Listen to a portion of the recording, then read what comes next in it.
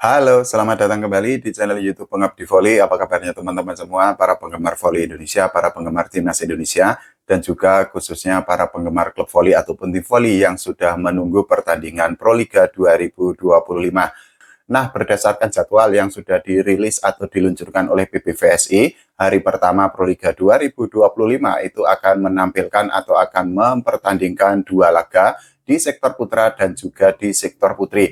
Jadi pada pertandingan pertama itu adalah tim putri Jakarta Electric PLN melawan Jogja Falcon, yang pertandingannya itu akan diselenggarakan pada jam setengah 4 sore, sedangkan pertandingan kedua atau pertandingan penutup pada hari pertama besok itu adalah Jakarta Lavani melawan Jakarta Bayangkara Presisi.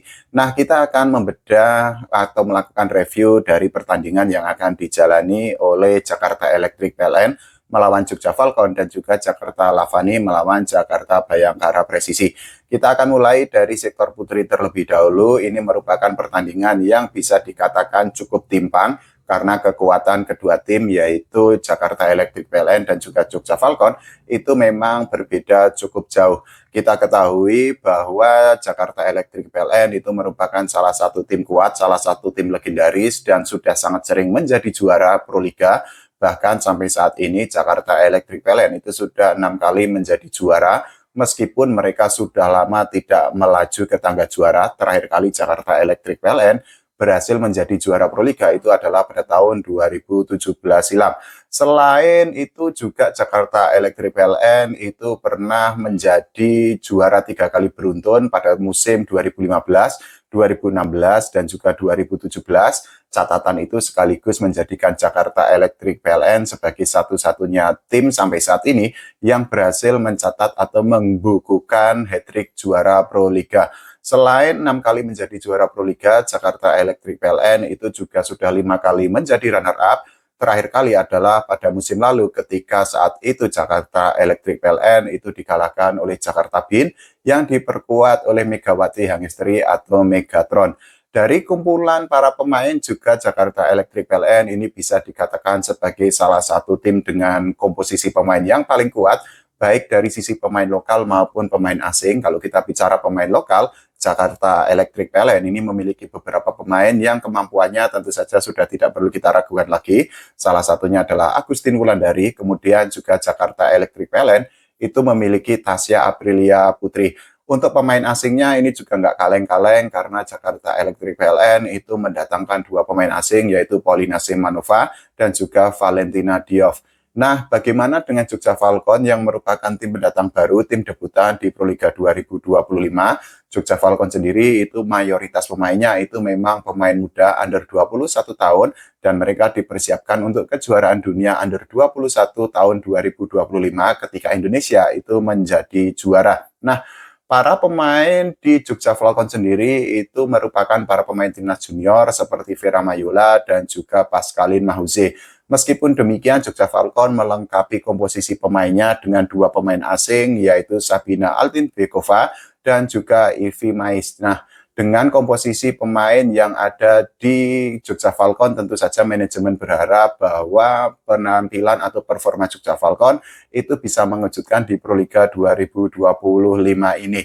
Kalau kita bicara komposisi pemain, tentu saja Sabina Altinbekova ini merupakan salah satu magnet yang luar biasa karena penampilannya itu sudah ditunggu sangat lama oleh Volley-mania sejak namanya viral pada tahun 2014 silam. Nah, kita akan bergeser bagaimana preview pertandingan antara Jakarta Lavani melawan Jakarta Bayangkara Presisi. Ini adalah pertandingan yang digaransi akan sengit, akan berlangsung dengan tensi yang sangat tinggi dan juga akan menyuguhkan pertandingan yang sangat menguras energi dan juga emosi, tidak hanya para pemain tapi juga para penonton. Karena apa? Ini adalah pertandingan yang layak disebut sebagai perang bintang karena komposisi pemain di kedua tim, di Jakarta Lavani dan juga di Jakarta Bayangkara Presisi, itu memang bisa disebut sebagai bintang di setiap posisinya.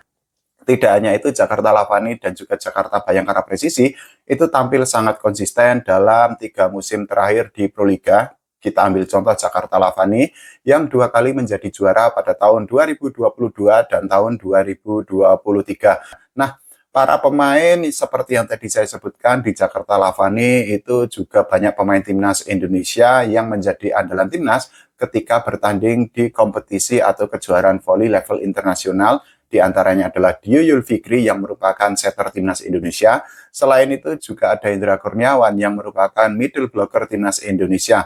Selain itu Jakarta Lavani juga memiliki Prasojo, kemudian Jason Nathanael Kilanta, dan juga Dimas Saputra yang didatangkan dari Jakarta Stinbin, di mana Jakarta Stinbin pada musim lalu itu juga merupakan the dream team karena diperkuat para pemain seperti Rifanur Mulki dan juga Doni Haryono.